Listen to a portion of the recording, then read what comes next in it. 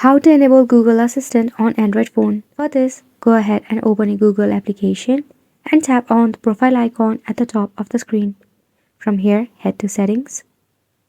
Now, tap on Google Assistant right here from this list.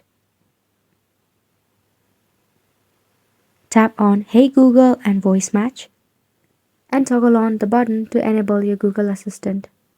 Now tap on More, then tap on I agree, then again tap on More and I agree. Now you have to go ahead and repeat the statement given to you so that it can save and analyze your voice so that it can be activated by your voice. So once you do that, you have to repeat this process for about 2 to 3 times with 2 to 3 different statements.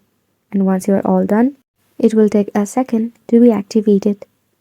And once it is done, it will notify you that your assistant is ready. On Next at the bottom of the screen, then you can decide to tap on Not Now.